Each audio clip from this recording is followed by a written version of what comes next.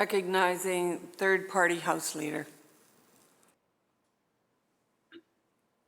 I have had so many meetings with maybe a half dozen meetings with the Minister of Public Safety, the Solicitor General, and his senior staff about the disproportionate attention that Indigenous people get from policing in this province. There have been the scale and scope of the problem that exists is almost inexplicable. Chelsea Poorman and Casey McKenzie-Seaweed are two cases in point and they have been the source of many meetings that I've requested and discussions that I've requested with the ministry about how policing in this province fails Indigenous people. How before investigations are complete, indeed, in some cases, before investigations had even began, policing agencies in this province are claiming that there's no foul play involved. Even before they know what's happened in those cases, public statements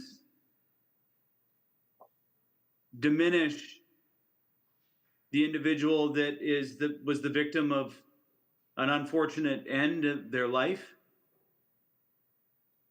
I can only put it that way because these cases are still outstanding and still being investigated today.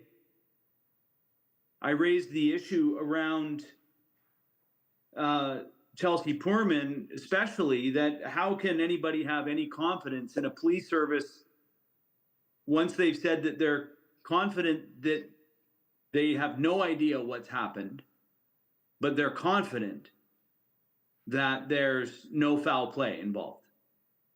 But yet that police service continued to investigate that. And even with the reality that there's this incredible pressure on that police service to not be seen as jumping to conclusions earlier. And so the conflict of interest in that situation is almost is unbearable.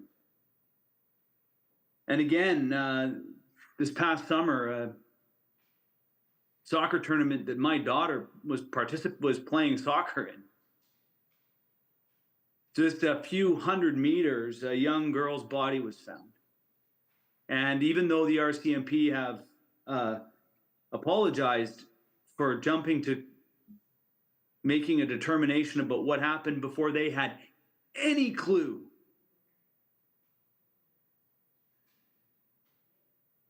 no foul play. So I get it that the minister has a period of time here in which he's got to respond to the legislation that's being created here. He's got to respond to the tough questions that are being answered or that are being asked. He's got to provide answers for them. It is taking, and the minister knows this, an incredible toll on me to continue to have to be the person that is raising this. It's taking an incredible toll on our families who are demanding better. And that's the reason why it is so difficult to just allow for the answers that have been given,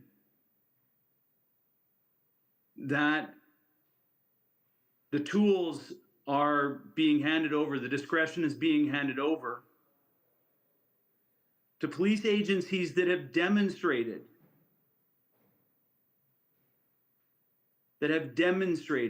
an inability to talk about systemic racism within their organizations. They've demonstrated an inclination to jump to conclusions in their investigations. So the minister can be frustrated with me for raising these issues in this debate, and can hang the discussion on this on a few words here or there. The fact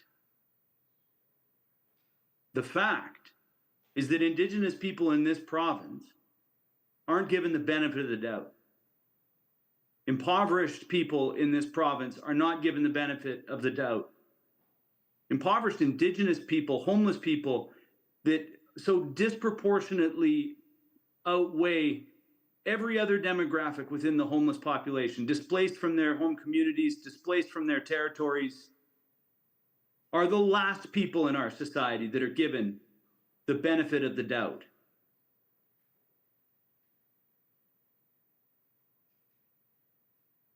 And so when a bill like this comes, that is the response or the result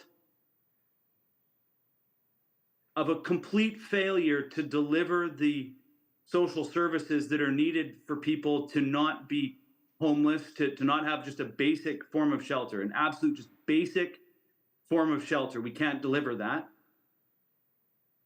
They have nowhere else to go. And we create a law that basically pushes them to somewhere else, anywhere else, that's appropriate. And then to have suggestions that we're just supposed to take the word for it because it's based on fact. But yet the fact of the matter is that my relatives, the Indigenous people in this province, there's all sorts of assumptions that are made in policing about us, Minister. And so I feel like this is just a Band-Aid covering the symptom of the problem that this government has failed to respond to in every way other than through rhetoric.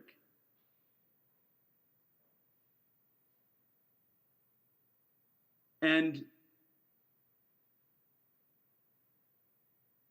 this is not going to make the situation better. This gives more tools. And if I'm just going to use the demographic of Indigenous people, this just gives police more tools to harass us off to the next location that's undescribable, to the next location that is appropriate and undefinable. That is the experience of Indigenous people for the entire history of this province.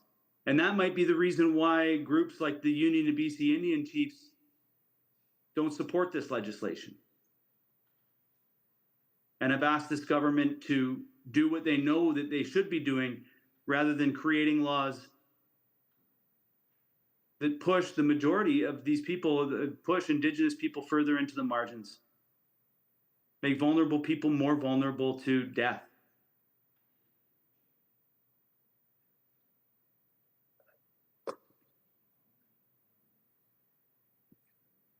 Clearly, this is the approach that we're going to be taking, and it saddens me that despite all of our commitments, this is the best we've got in British Columbia. High school,